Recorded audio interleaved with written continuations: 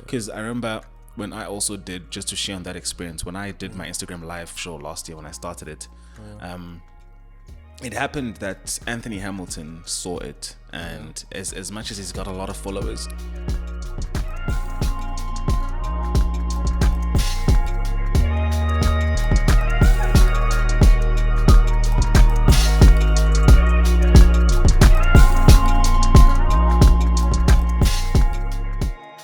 Sino Msola, how are you doing, bruh? I'm good, how's it, man? I'm good, bro.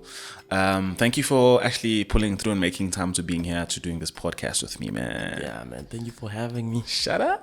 It's so bruh. Okay. Molo, bro. Yes, sir. So, as you know, man, myself, Sound 365, Turk Music and Multimedia, we're just working on these podcasts just to empower people at home because it's COVID. Especially us in the entertainment industry, we have a lot of restrictions and people are losing hope. There's someone figure in the PE or KZN, wherever they are, who are trying to come to Joburg to make the music, but now because of how life is, it's like manje when your passion and career must be at a pause. So that's the whole reason why we're doing this, just to give back. And don't be afraid to be real, because you just want to be authentic with people. Is Sino Msola where he is now? Does he want to improve? Is he happy? I mean, his music is everywhere. How does it work? You know, just the conversations we're about to have or are gonna have. But before we get there, Ubanu Sino Msola, where is he from? Okay, Sino Msola. Okay, my full name is Sinoyolo Msola. Sinoyolo Msola, yeah. And I'm from Flagstaff, Eastern Cape. And then my father's from Ematatiela in Eastern Cape, and my mother's from Eastern Cape and Tabankulu. So I grew up in Flagstaff mostly. Because mama no tata basebenza khona. Umxhosa fully. 100%. Yeah, but like mixed, because I refer to myself as Umhlubi. Umhlubi is like there's a mixture of Sotho, there's a mixture of Xhosa, like Zulu, stuff going on, yeah. Is it? Yeah. I didn't know that. That's dope. And coming from that side to Joburg, was it a decision you made? Where did it come from, Guti? I mean, I actually want to write and sing music. Actually started like not long time ago, but I would say long time ago, because it's been years. Because at some point, where I'm from, Flagstaff, like no one is really known for anything actually, except like politicians. Town. Yeah, except like politicians. So for me, it was a thing of good. Since there's no celebrity or no one is known in that regard, so let me just be that person, you know. So that like Nabantuana from where I'm from, they can look up. So you're trying to open doors for them and gates. So you know, guys, even like possible. inspiration for them. Good guys, it's possible. I can do it. Yes. If he did it, Nama can did it. So Nama can did it. Like it was just a thing. You're good to let me just be that person. Yeah. Let me just be the person they look up to. And then it was a decision of what, okay, like, let me go to Joburg. But then school helped in a way. Helped me. Let me pass my matric so that would be the ticket the university. At least to break away. Like ever since I passed my matric, it was just a thing of good. I'm moving out, and then I have to meet as many people as possible so that I can communicate with them and then have a partnership and then settle and make it work.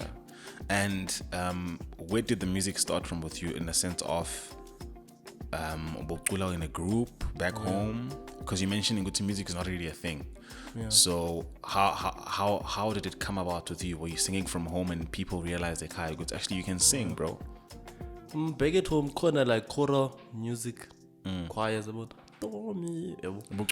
yeah. Oh, dope. Yeah. So like since like a primary, so I used to hit the singer, like make drums and stuff, but then I wasn't singing then. And then people danced to my beats, and I'm like, I thought I'll be a DJ at some point, but I was like, okay. And then I entered, like, I used to be in a choir when I start songs, but then I wasn't taking like notice. Actually, I'm the one who's always starting songs here. But then at some point in high school, I made a group. Oh, okay. And then inspired by the soul, obviously, like back then. So it's fully a cappella. Yeah. Okay, dope. And then from there, I had like two of my friends, and then I was coaching them sing, and then I was beatboxing. And then at some point, one of my friends decided to stop. Okay. And then now we're used to being like 3 of us, and then now it's by 2. So now we need the other harmony. And then I started singing then. And then people were like, bruh, you shucks. can sing. And I was like, bruh, I can't. And then it was like, no, you must sing. And then I sang in front of like the class this is the time. And then the girls were crying. And I was like, yeah, brother.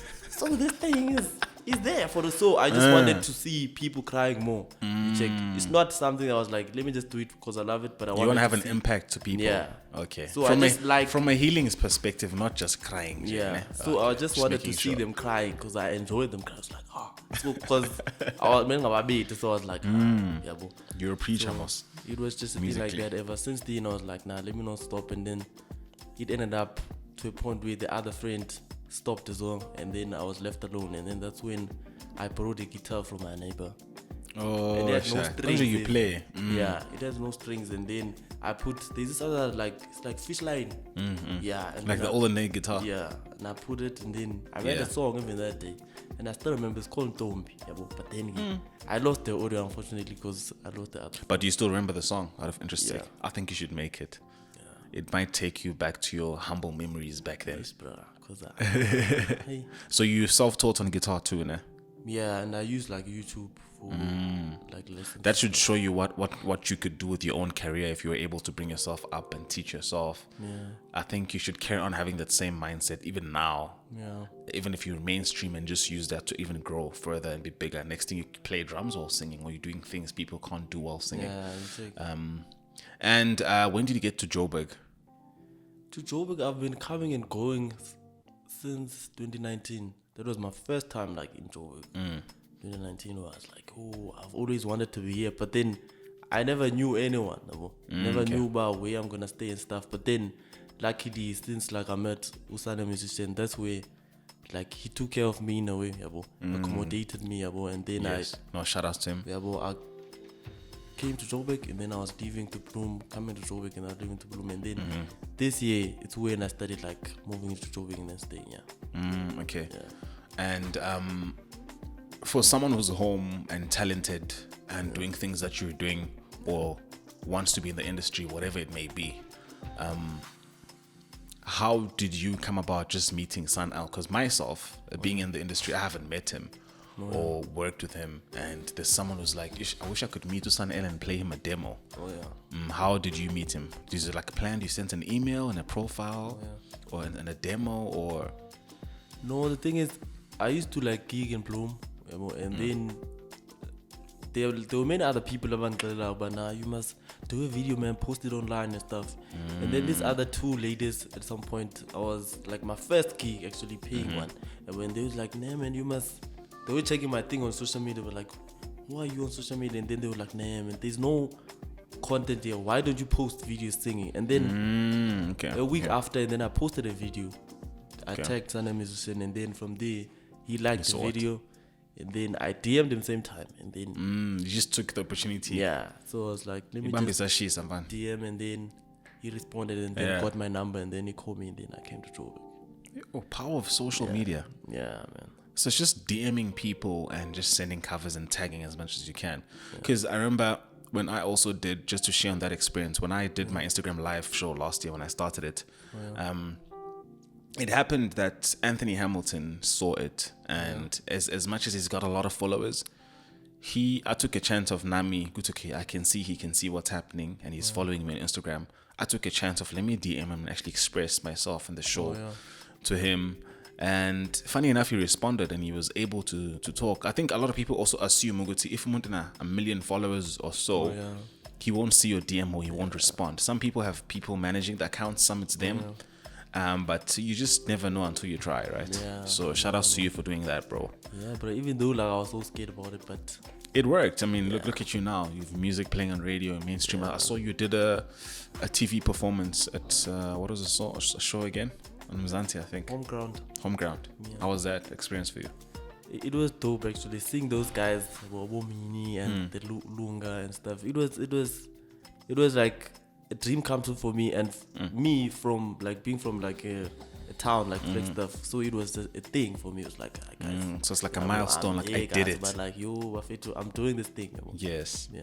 Now let's talk about the crunchy stuff. I see where you are in the music, and that's dope. Yeah. You're pushing. There's obviously more room for growth. Yeah. Now that you're in the industry in general, and you're gigging and you're meeting people, I see you doing a lot of collaborations. This past month, actually, I've seen you closely, even working hard. Yeah. Has that impacted your life in any way? And how were you able to get your music out there in mainstream? Are you in a label? Are you signed? Take me through that.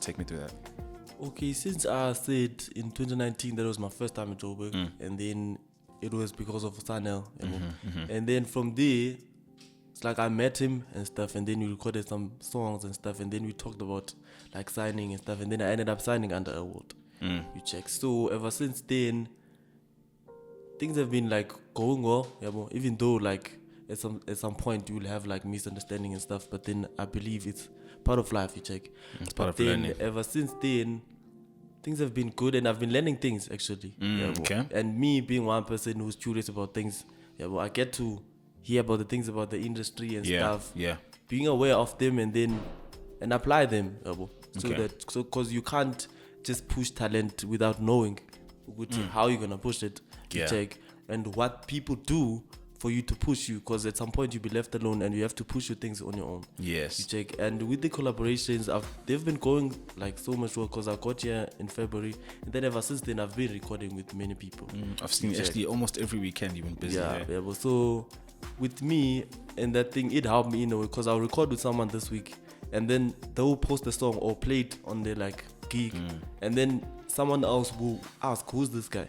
And then the next thing, I'll move to the next level. You check, like, so I'm building relationships with even these guys. Yeah.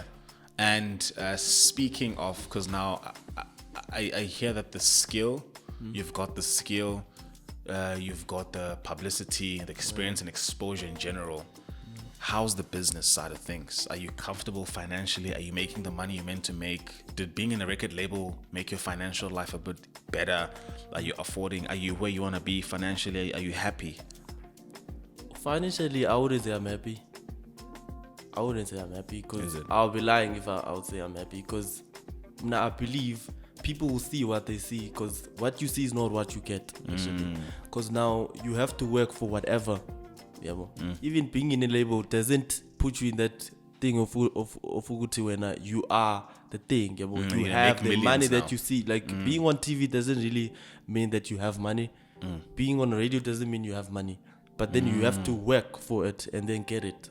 And the only person that can do that for you is you, than other people. And you don't have to rely on people that much, because at some point you'll be left alone. But those people they have their dreams, they have their goals. You should have your own. You check. Just like a label has their goals with you. Yeah, you check. So, sometimes might not be in line with what the artist wants. Check. So, and at times business, as I've been told, sometimes it's not fair. You check.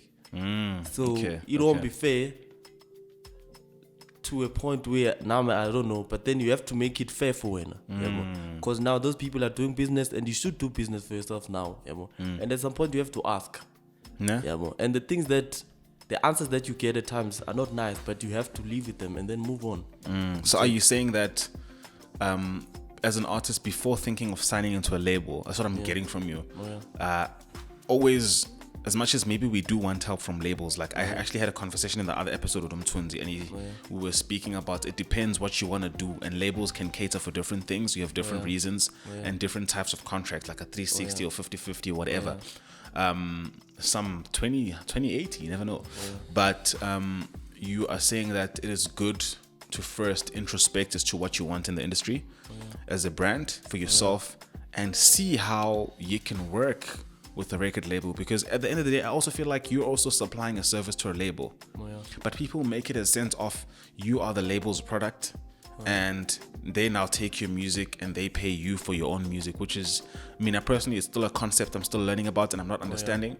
But I do understand the power and impact a label has on fast growth. But also, you know what they say about fast success, we all see things differently. So that's what I'm getting from you, that see what works for you, and ask questions and be wise with delivery. And at the same time, like me being from where I am, you check.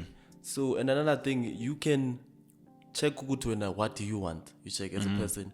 But then at some point it's not really what you want, it's how the world operates, and you have to know what you want and then see what the world, like how the world operates, and then adapt to that thing. Because now, me being from a Flagstaff, I wouldn't know about where to go for me to know about the things in the music industry. I have to go to Josie first, or have a connect somewhere so that they have to tell me about these things. So we from a Flagstaff or Eastern Cape or wherever, coming to Joburg with this passion, but like, hey, I want to do this, I want to do that. And you say yes to almost everything. You check, and then once you say yes to almost everything, then at some point, once you know the things, it's like, ish. So it works for people who are closer, as in like who are more exposed to this thing. As in like, if you stay in Joburg and you're a musician, you have a chance of knowing more things than a person who's back in Eastern Cape. Maybe that's why umuntu osuka like emafarm or far, or like mina ngisuke KZN.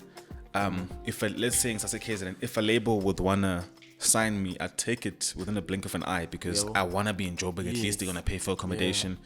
And I just want something to happen so quick because I can't afford. So I think a label kind of helps you with a startup, to say, come to Joburg, we'll pay accommodation, food, whatever you need, studio time, just make the music. But I've had a lot of experiences with people struggling in the long run in terms of, I'm here, you guys are doing these things for me, but I'm not seeing money from my music, and my music is playing everywhere. Have you had any experience like that before? Okay, Sha, but in terms of like, are you asking me if have I had experience of not really getting your money's worth within your music playing everywhere? As much as, yes, you're mentioning the label does help you with certain things, but now, have you had an experience of, let's say your music is playing on radio, you're on TV, you're traveling, does that mean you're rich instantly, you have money of royalties, or you wait? It doesn't. Is it? It does. I mean, because now even with like the money that comes from your music being played on TV or radio comes after a while, you check. And it's split according to a lot of different parts of your label. And you find out even in that one song, there's so many people involved in it. You check. And at some point, it's possible that you won't even know who is involved, who's not involved. According to the label. You check. So it's just a matter of, at times, as artists, we tend not to worry about those things. And it's something that you have to worry about at the end of the day. But then at times it's just like, nah, whatever. But then it matters. You check. We just want to make music. Yeah, you check. Because we believed in that. That's the only thing that we can. Of which at some point you have to know these things. You must protect your power. Because now you being relevant. You cannot like. I believe I prefer actually to be relevant bank wise than being relevant in front of the people. So fame, money before fame. Because now, if I'm out there smiling on TV, doing whatever, and then my bank account is empty, then what's the use of me being on TV? But I prefer having money than being on TV that much. You check. So if there's money coming in, then it's worthy for me to be on TV than being on TV and then getting nothing. So since we're being in that topic, just to wrap up, for an artist who's like you at home, what would you say to them, especially in such times? It's COVID. It is hard to reach access to people. But one thing I know for sure is we have social media. And a lot of people are just doing things digitally. We are also trying to shoot podcasts now, because we believe life currently is there and is going there. Everyone is getting Wi-Fi from home. So I think there is access in my perspective. But to whoever's home, what would you advise them and say in terms of, I want to be in the industry? What can they do first? Maybe study the game, or just DM celebs every single day, send emails like the conversation we had the other day. What would you advise them? Okay, like firstly for me, I can say what's meant for you, I believe it's gonna happen. And at times it doesn't have to take time or many years for it to happen. It can happen anytime. Okay.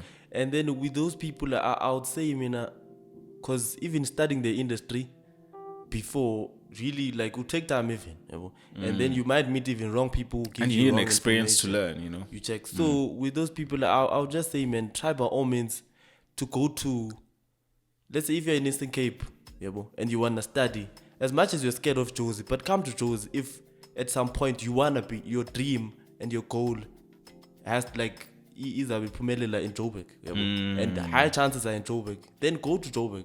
Okay. Don't stay in Eastern Cape just because you say, nah, Joburg is not safe, Joburg is that, Joburg is that. At times you have to be stubborn. Just like adapting to a situation. Yeah, but you have to be stubborn, relevant. even with your parents, your friends, whosoever. Yeah. Don't listen at times. Just do what you want. Because now listening to people won't really help. Because now it will take time, because your parents have their dreams about you, the goals about you.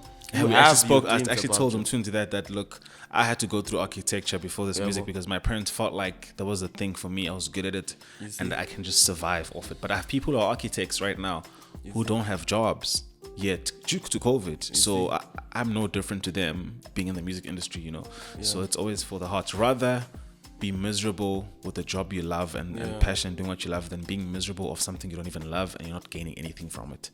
That is a good point, bro. Yeah, because now, bruh, if you're doing what you don't like, it's not gonna be beneficial to you, because you're doing someone's dream. You're doing someone's like things, you know. So me being stubborn at times helps. Because now you have to be stubborn. Don't listen at times. Do something and then tell them after. Because I did the same thing in 2017. I went to Idols. I told them while I was in. You check. So even with Sanel, I told them while I was in. So it's a matter of me letting them know that I did this. So I'm moving on with it. You check. There was a point, even when I met Sanel, I did the video and whatever.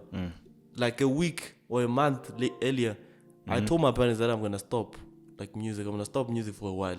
But then that a week after, the thing happened, the video happened. And I was like, no. And they were like, no, you said you're not gonna. I was like, I can't. This is what I always wanted. So I can't just let it go just like that. Because one day I'm gonna regret. True. And then I'm like, I'll kwaba. You know, kwaba. Like break. Okay. Bro, thank you so much for actually making time to being part of this. Appreciate it. Hopefully people are learning a lot from home. And before we leave, I'd love to thank personally Sound 365, the creation room on my phone and my computer, Turk Music and Multimedia for making this possible, because if it wasn't for them, we wouldn't have this beautiful equipment. If you want to know about it, check out our pages, follow us everywhere, and thank you so much. Stay tuned. See you soon.